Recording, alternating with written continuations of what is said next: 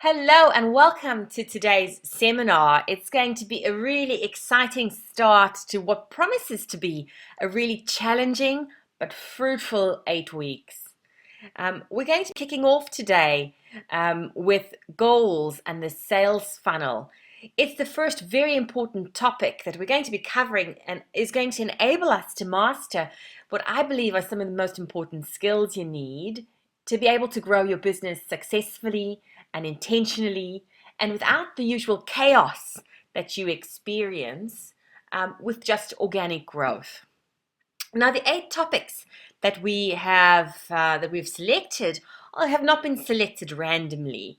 They are a little bit of a selection based on my 7 steps to marketing mastery.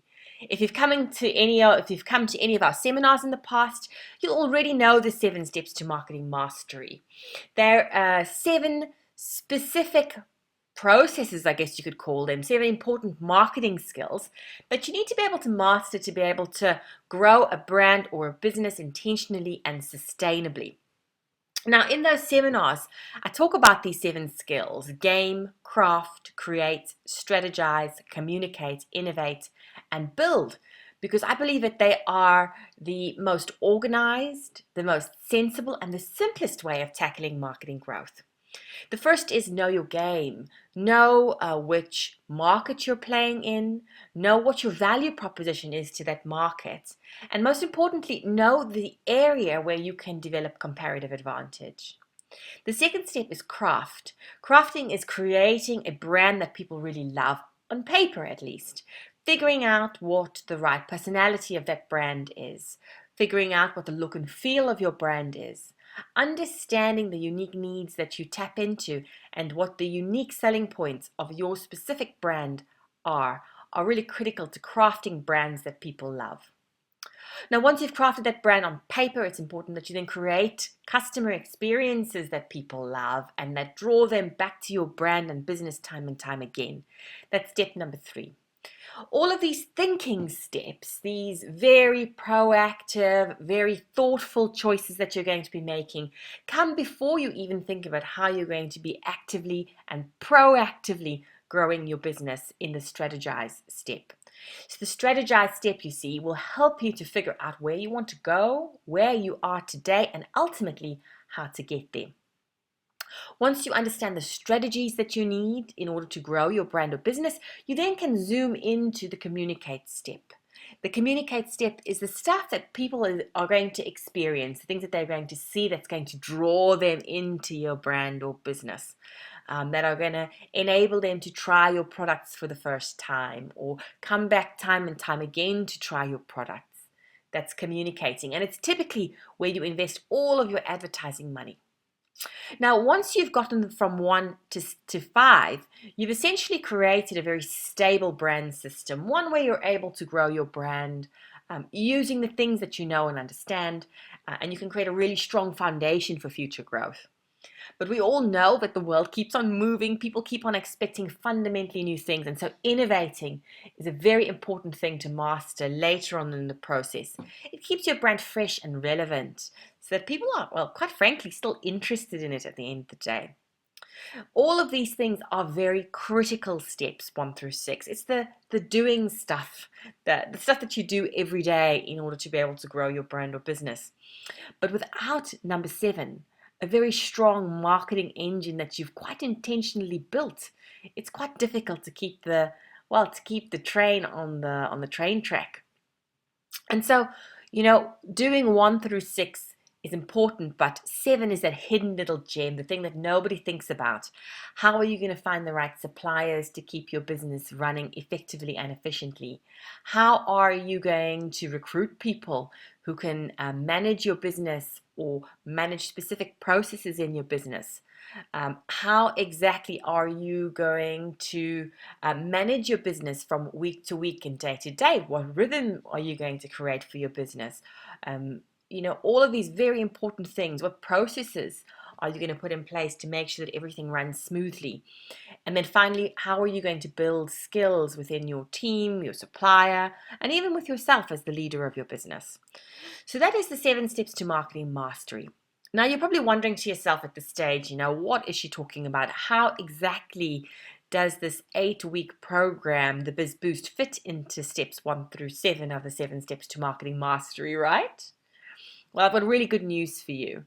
In order to have really strong, very quick impact in the business, we've done a bit of a special choice across these 7 steps, figuring out what the most important, or rather the most salient skills that are needed to make big steps forward in a very short space of time. And very many of the steps that we're going to be talking about in this 8-week program come from the game. They come from creating experiences that people will love. A fair deal from strategizing, because strategizing is really figuring out how you're going to grow. We do a little bit of a touch on communicate, a very small bit on innovate, and a very, very small smidgen on build. So the 8-week course is a very narrowly focused representation of the 7 steps to marketing mastery. Now, I hope that makes a lot of sense to you. I think that it definitely enables you to take control of your business now for the future, without really bogging you down with the full skill set that quite honestly could take months, if not years, to learn. So, what then does that mean for this 8-week program? We said that we were going to focus today specifically on setting goals and what that means for the sales funnel. And that's exactly what we're going to do. Now, when I think about this, I always think of stepping stones and leaping over a river. Because, quite frankly, that is exactly what growing your business is like. If you think about it, when you're playing this stepping stone game, the reality is that there are hundreds, if not thousands, of potential routes that you can follow to cross the river. And for everybody, their route is going to be different because, quite frankly, their destinations are fundamentally different. Now, for some people, they have really bold ambitions, grand ambitions. They wish to build massive industries, businesses with turnover of millions every year. Those people's ambition is fundamentally different to somebody who really just wants to earn a very comfortable monthly income, is looking, yes, for some degree of independence, but isn't really looking to build this massive industry, but just a nice, small, tidy, reliable business. The destination is going to make for a fundamentally different strategy when you think about it. If you're aiming to build this massive industry, this global empire, then everything you do is going to be different. You're going to have to be prepared to spend millions more. You're going to have to be prepared to take on potentially very large numbers of staff to make your dream a reality. You're going to have to invest in lots of strategy work. You're going to have to potentially think about very complex processes to run your business. You're probably going to have to think about building a very different skill set to people who are looking to build the smaller, tidier business. Your destination makes a huge difference to the route that you specifically are going to follow in your business. Now, while the destination is important, there's another factor that we very often overlook that has a very big impact on the route you're going to follow, and that's your starting point. Because you see, if you are Donald Trump's daughter, building a massive empire is fundamentally different to somebody who comes from a township nearby. You see, their starting point means they have access to very different levels of resource, very different levels of experience.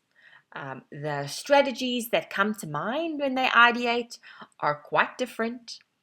And finally, the way they go about running their business might be quite different because they have a very different skill set, a very different history, very different interests potentially. Now, I don't want to be prejudiced in any way. It's absolutely possible that their strategies are the same. It's absolutely possible that they manage those businesses in a pretty similar way. But I imagine that from leader to leader, irrespective of your background, your starting point is going to change a lot of the choices that you're going to make in your business, right?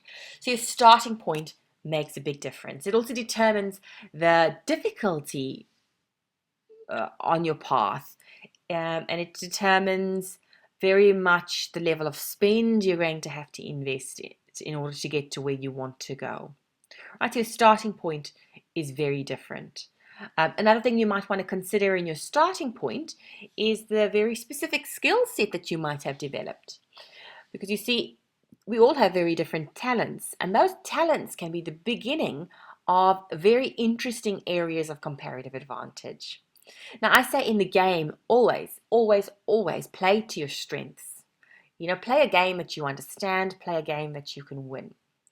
And I think that nowhere is this more important than in strategy. Really choose the right game. I was told by a very, very smart man a while ago.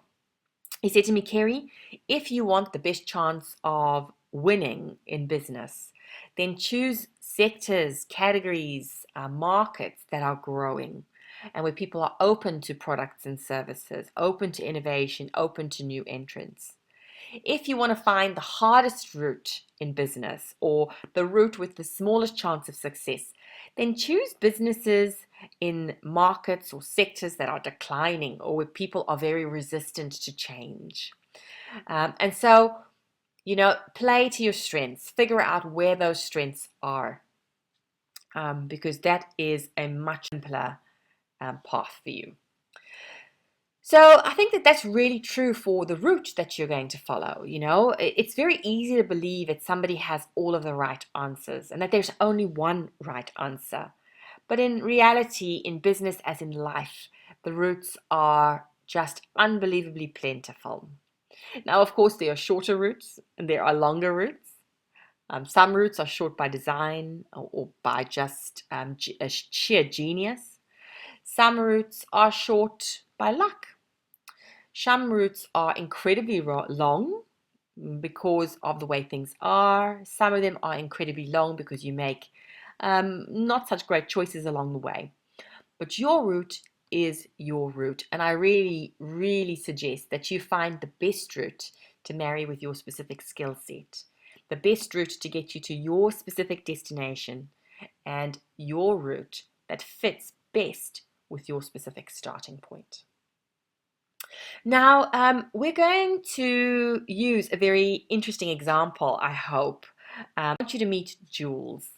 Jules is a wonderful barista who decides one day that he wants to start his own coffee shop. That this is his dream. He doesn't want to be an employee anymore. He wants to start his own coffee shop. And after a while, he realizes that, while he does have some passing trade, one of the most important things to him personally and for his business is that he grows this coffee shop into the #1 coffee shop in town. Now, I think that's a very bold ambition that Jules has, and I'm really proud that he could make that choice, that he has that clarity of vision. He's really clear of his destination. But business is business, and business is money. And so I said to Jules, Jules, I really appreciate you want to be the #1 coffee shop in town, but let's make that goal smart. What do you really mean? Make it specific, make it measurable, make it something that you can actually achieve, make it something that is very real, that is very tangible, very time-bound, and quite realistic.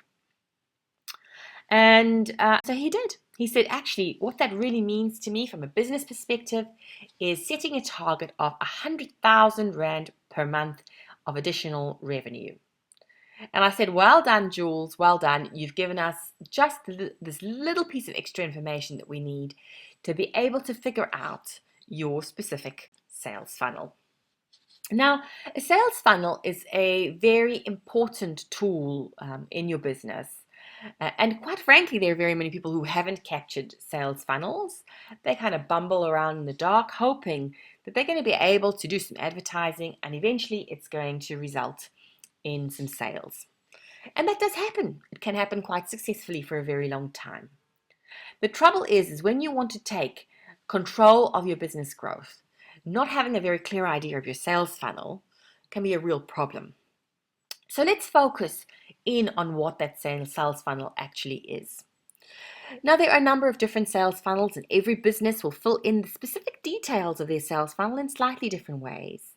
But I think ultimately, you need to move people through 4 stages of the sales funnel, from being suspects, that is, anybody who could possibly be interested in your product or service is a suspect. You need to convert those people into prospects, people who are interested in your specific product or service. It's a much smaller pool from which you can fish, this prospect pool. Your job then is to move them from being prospects to clients, using whatever tools you have at your disposal. And then finally, once they are clients, you have an opportunity to create this wonderful product experience and then to cross-sell and upsell them so that they become true partners in your business.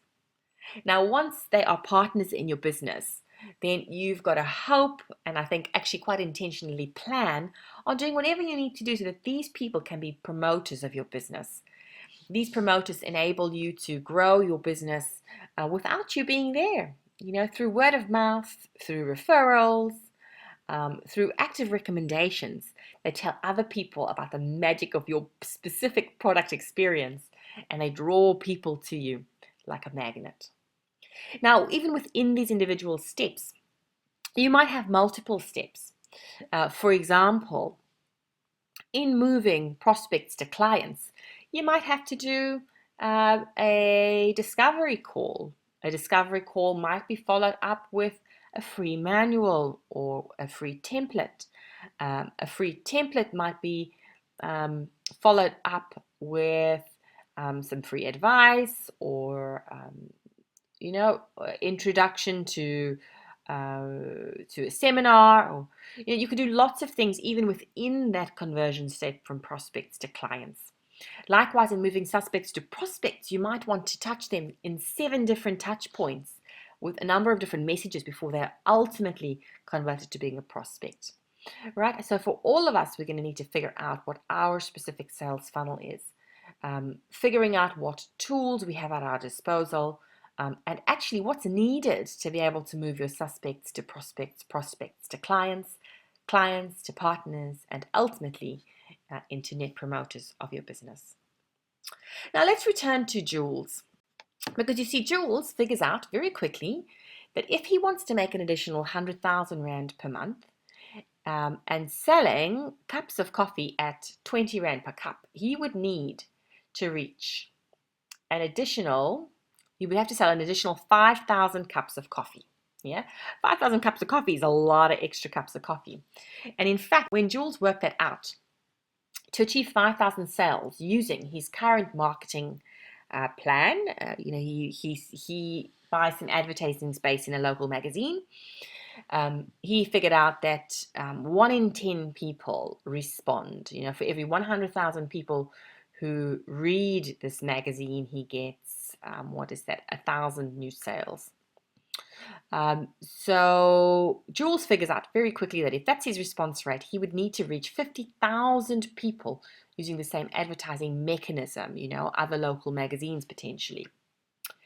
So he would have to sit down and think to himself in his marketing strategy, how does he get 50,000 people to hear about his coffee shop, to hear about his coffee, and for 1 in 10 people to try them out, right? A very, very big ambition, very high reach with a very low success rate, 1 in 10. Jules very quickly figures out that that's not going to work, so he's got another thing at his disposal. He could increase the price of the cup of coffee by 5 Rand, so that it now costs 25 Rand a cup, meaning that he would have to sell 4,000 extra cups of coffee using the very, very same mechanism, the same magazine, reaching the same people, but he would need to reach 40,000 people with that message. Yeah, a lot more achievable. Now, I have to say that, of course, there are other mechanisms that Jules could use. He could focus on his existing clientele and, increase the price of coffee there. He could try some cross-selling and upselling, trying to sell those delicious, yummy-looking croissants that he has next to him. But Jules says, actually that's not what he wants to focus on right now. He says actually maybe it's wise to do a combination of a price increase and focus on a higher quality mechanism for marketing. Perhaps instead of using that magazine, perhaps he does door-to-door leaflet drops or offer vouchers to people or focus in on a business community who are more open to that specific message. And so Jules figures out that by increasing the quality of his message and the price, he would need to sell 4,000 additional cups of coffee, but really only to reach 13,000 people as opposed to 50,000 people in the initial scenario. Now, that's a very different funnel for our Jules. It's a lot more manageable to find these 13,000 people. And he instead needs to focus now on a business model that focuses, fundamentally on a better quality of experience and a better communication impact, right? So a very different business model to his original one. So that is Jules and his sales funnel. And I think that it's going to be really critical for all of us to figure out how we are going to make our sales funnels work for us, who our suspects are, who our prospects are, and how we're going to move them through that funnel. Now, if you're thinking to yourself, what kinds of things do I need to consider when I'm shaping my sales funnel? Well, I think there needs to be some thought given to, who are your current suspects and are there other potential suspects in the market who might make for a more interesting segment to focus on. Some of those suspect pools will be bigger, but bigger suspect pools very often mean that it's quite generic and quite difficult to target your messages to them. And so in reality, while those suspect pools are bigger, it might be more difficult to effectively convert them. You're in the 1 in 10 model. Other suspect pools might be narrower and they might offer a opportunity of success which is significantly higher. So let's have a look at what that could play out, how that could play out. So say we wanted to open a bakery and we said, okay, actually we're going to offer baked goods to anybody in a community, right? A very big suspect pool.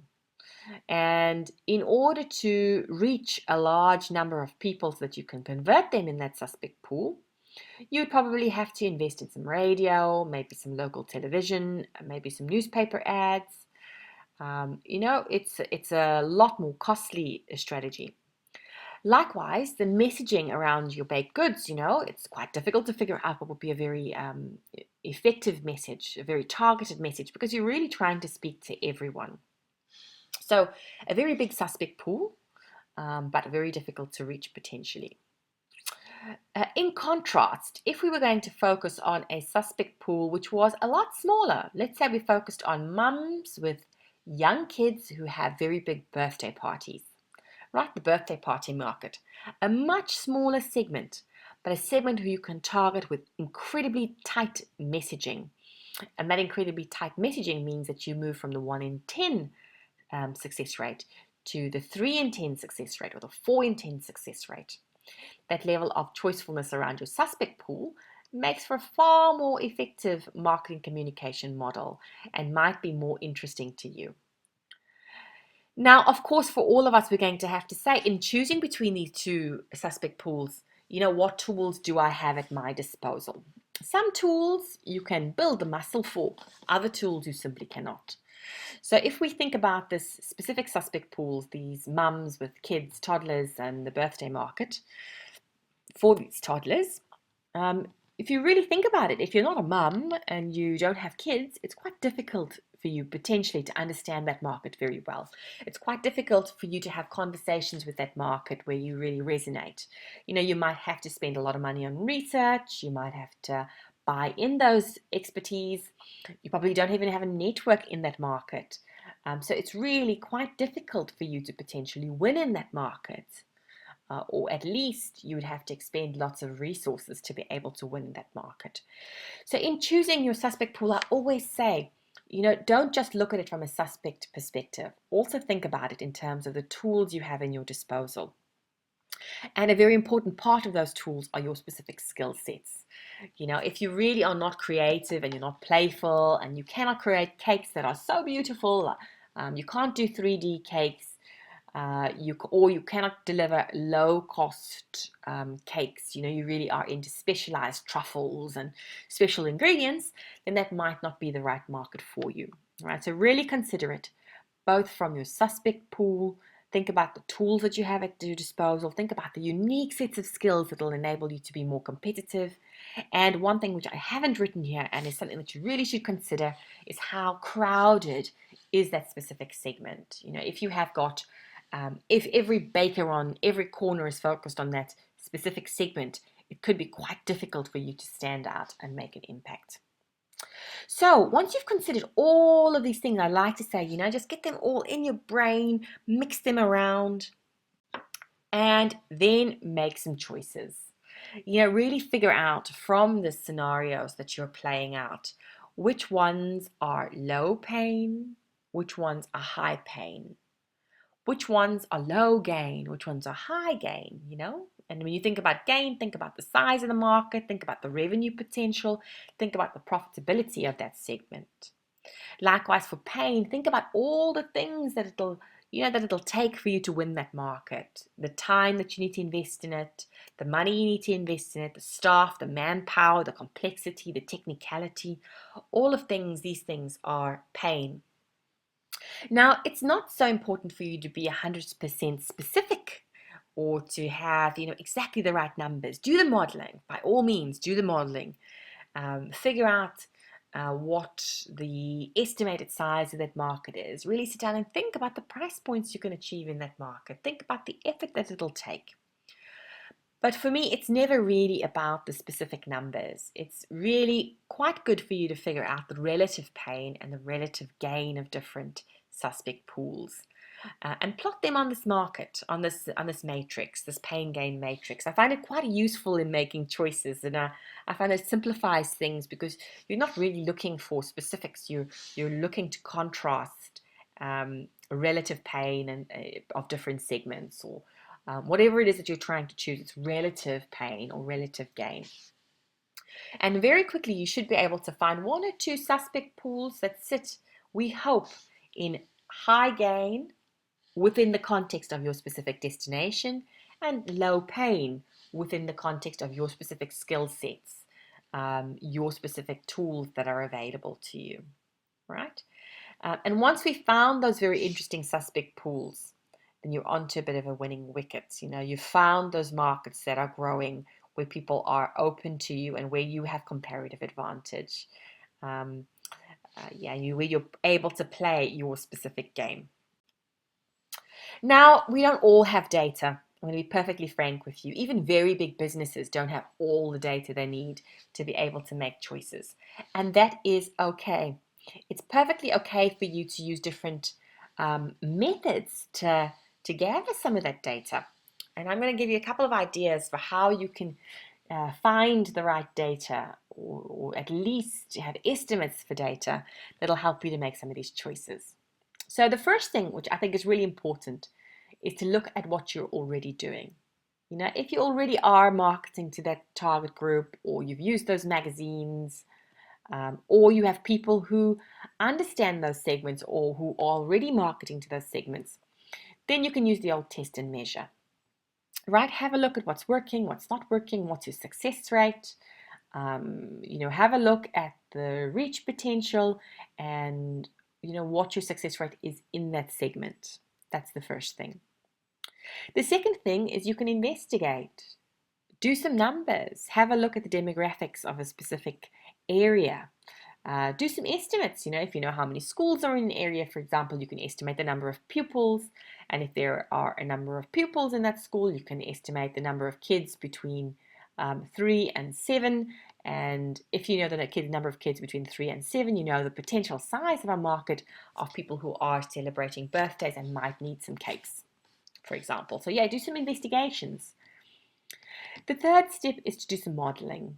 Really use the information that you have, like we did with my good friend Jules, to figure out what different scenarios look like. And then, use your informed guesses to fill in those models.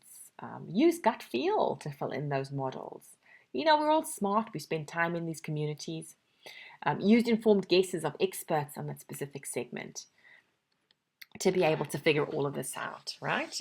So you don't need data that's 100% correct. You don't need data that is, you don't need every little piece of data. What you need is enough information to be able to give you a sense of the size of the market, a sense of the gain, and a sense of the pain. Good. So now you've done your model, and you're now going to figure out what your suspect pool is. And that's going to lead us on to our next week's topic, which is actually figuring out what the drivers are of these specific suspect pools. Who are they demographically? What is in their heads? What are their barriers to purchase? What's stopping them from coming in and trying Jules's coffee, for example? Where are these people found? How can we reach them? How can we influence them in order to make a sale? And then finally, what is needed for them to be able to push over price bumps, for example, and buy. But that is a topic for next week. In the meanwhile, what I'm going to ask you to do is firstly, complete the sales funnel for your specific business. I want you to do some of that modeling, really figure out the size of your suspect pool or the potential suspect pools that you have. Figure out the number of prospects that you will need to put in front of you and how many clients you'll ultimately need in order to achieve your specific goals, in order to arrive at your specific destination. And once you know that, I want you to really think from a marketing perspective, what do you need to achieve from your marketing effort firstly? And secondly, what does that mean for the accelerator specifically?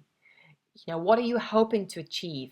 Are you hoping to figure out how to reach 2,000 people and get just a fraction of those people, 5 people, to buy from you in the next 8 weeks? What is it that you want in the accelerator? And finally, I want you to narrow in on who you expect will be the most interesting suspect pool for your specific goal. I hope that you found that tackling goals and what that means for the sales funnel has given you some really good insights into how to go about growing your business over the next 8 weeks. If you are going to join us again next week, remember that we're going to be focusing on who's my target. So really looking at those suspect pools, digging deep to understand what their true needs are and how you might influence them to try and retry your products and services. That's it for this week's version of the BizBoost. Join us again next week. In the meanwhile, don't forget to like our videos, to share our videos, and most importantly, to like our page, The Growth Club on Facebook, a marketing mastermind group for SMMEs where you can learn to kick ass at marketing and take your business up to the next level. That's it from me, Kerry Kidd. All I have to say is ciao for now, and don't forget to be awesome.